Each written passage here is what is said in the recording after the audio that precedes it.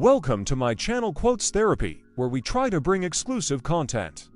So sit back and relax, enjoy today's short story. Carter Druse was born in Virginia.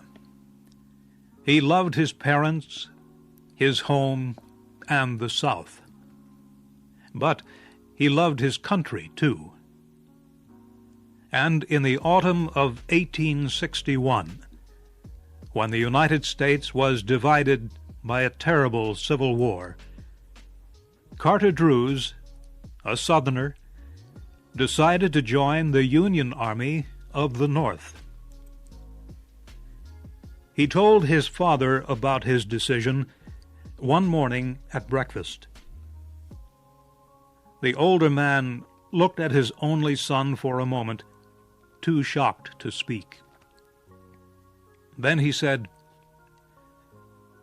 "As of this moment, you are a traitor to the South. Please don't tell your mother about your decision. She's sick, and we both know she has only a few weeks to live." Carter's father paused, again looking deep into his son's eyes. "Carter," he said, "no matter what happens, be sure you always do what you think is your duty." Both Carter Druse and his father left the table that morning with broken hearts. And Carter soon left his home and everyone he loved to wear the blue uniform of the Union soldier. One sunny afternoon, a few weeks later, Carter Druse lay with his face in the dirt by the side of a road. He was on his stomach, his arms still holding his gun. Carter would not receive a medal for his actions.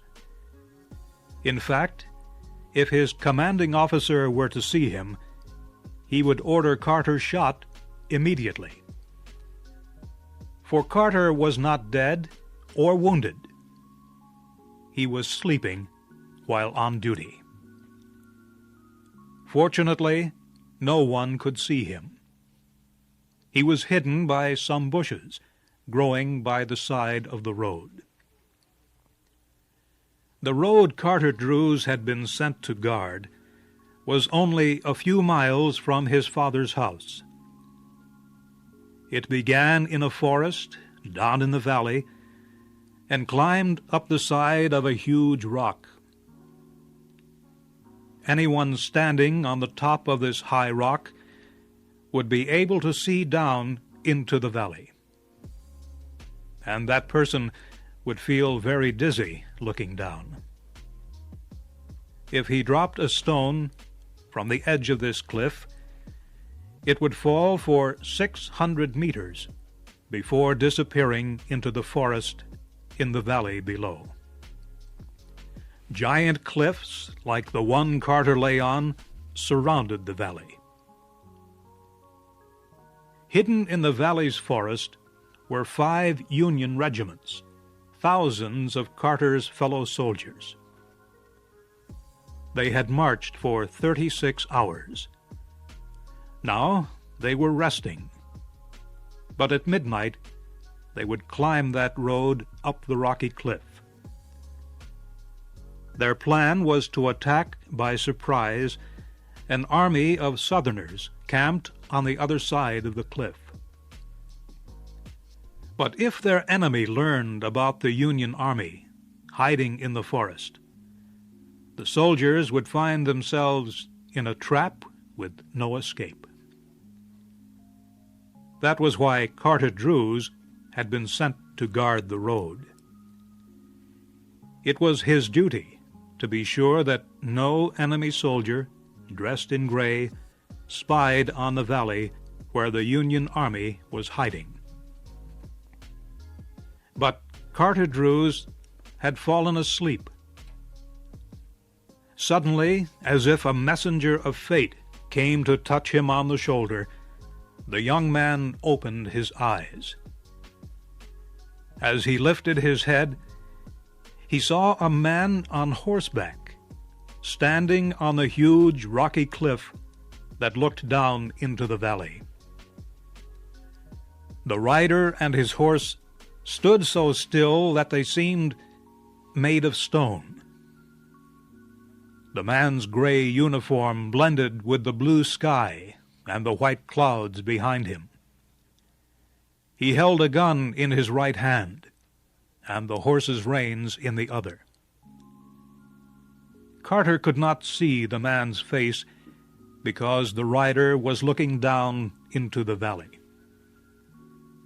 But the man and his horse seemed to be of heroic, almost gigantic size, standing there motionless against the sky. Carter discovered he was very much afraid, even though he knew the enemy soldier could not see him hiding in the bushes. Suddenly the horse moved, pulling back its head from the edge of the cliff. Carter was completely awake now. He raised his gun, pushing its barrel through the bushes, and he aimed for the horseman's heart. A small squeeze of the trigger, and Carter Drews would have done his duty.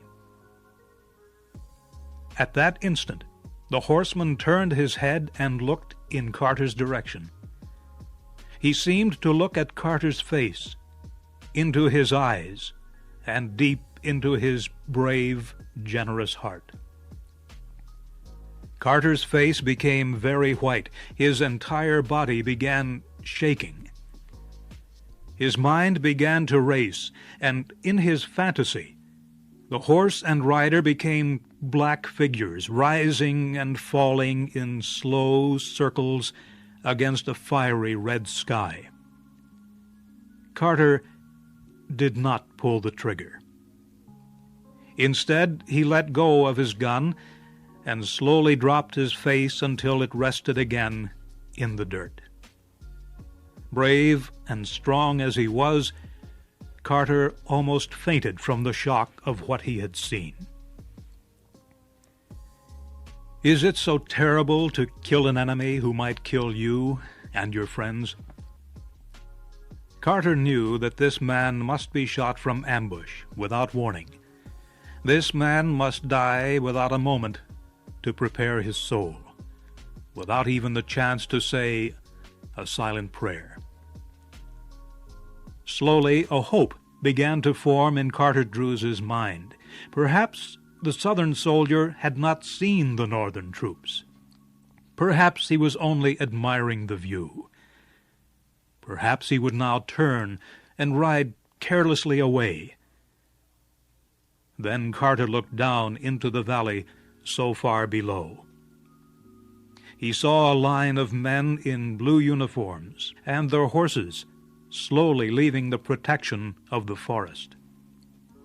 A foolish Union officer had permitted his soldiers to bring their horses to drink at a small stream near the forest, and there they were in plain sight. Carter Drews looked back to the man and horse standing there against the sky. Again he took aim, but this time he pointed his gun at the horse. Words rang in his head, the last words his father ever spoke to him. No matter what happens, be sure you always do what you think is your duty. Carter Drews was calm as he pulled the trigger of his gun.